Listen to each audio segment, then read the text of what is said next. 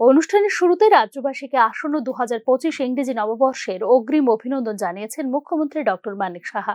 কম্বল বিতরণ অনুষ্ঠানে মানুষের মধ্যে যোগাযোগের সুন্দর মাধ্যম হিসেবে মন কি বাত অনুষ্ঠানের মতো এমন উদাহরণ পৃথিবীতে নেই বলে অভিমত ব্যক্ত করেন মুখ্যমন্ত্রী। 2014 সালের পর থেকে দেশের উন্নতি ও অগ্রগতি ঊর্ধ্বমুখী বলে জানিয়েছেন তিনি। ঘোলা জলের মধ্যে মাছ ধরার যে রাজনীতি তা থেকে আমরা বেরিয়ে আসতে চাই বলে অভিমত ব্যক্ত করেন মুখ্যমন্ত্রী। তাই রাজ্যের সকল অংশের মানুষকে সমস্যা সমাধানের হাতে হাত মিলিয়ে সামনের দিকে এগিয়ে চলার বার্তা দিয়েছেন মুখ্যমন্ত্রী ডক্টর মানিক সাহা। আমরা চাই সবাই একসাথে, আমরা দুঃখ আনন্দ সবাই আমরা একসাথে শেয়ার করি, একসাথে সামনের দিকে এগিয়ে যাই। শুধু 8 নং বর্দোয়ালিতে না, সারা ত্রিপুরাতেই আমাদের এটাই হচ্ছে মূল বার্তা।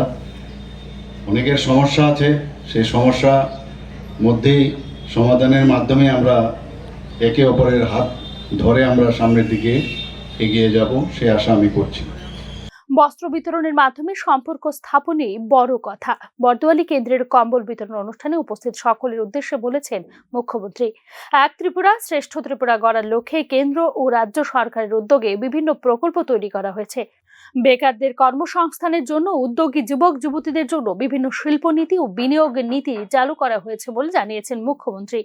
অর্থনৈতিক দিক দিয়ে উন্নতির কথা উল্লেখ করে রাজ্যের জিএসডিপি পূর্বের তুলনায় অনেক গুণ বেড়েছে এবং রাজ্যের মাথাপিছু আয় প্রায় 1,77,000-এরও বেশি আছে বলে জানিয়েছেন মুখ্যমন্ত্রী।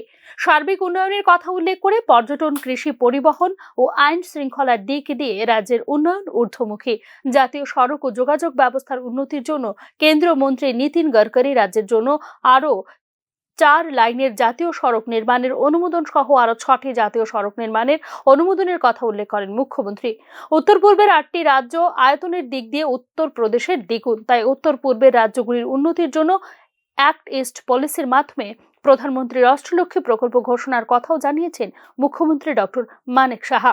সেদিন যখন আমাদের যশস্বী গৃহমন্ত্রী শ্রী অমিত শাহজি এসেছিলেন, আমার তো জানা ছিল না, উনি বলছেন নর্থ ইস্ট এই যে অষ্টলক্ষ্মী পুরো উত্তরপ্রদেশের 2 গুণ আয়তনের দিক দিয়ে এই যে 8টা আমাদের স্টেট আছে, এবং এই 8টা স্টেটের যদি উন্নয়ন আগামী দিন যদি যেভাবে প্রধানমন্ত্রী যে মার্গদর্শন দিচ্ছেন এবং আমাদের যেভাবে উনি সাহায্য করছেন, আগামী দিন অর্থনীতির দিক দিয়ে আজকে এখন আমাদের অর্থনীতির দিক দিয়ে আমরা 5ম স্থানে আছি।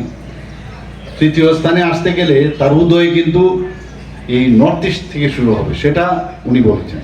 শিক্ষার গুণগত মান উন্নয়নে রাজ্যের বিভিন্ন বিদ্যালয়গুলিতে শিক্ষক নিয়োগের চিন্তা ভাবনাও রয়েছে বলে জানিয়েছেন মুখ্যমন্ত্রী।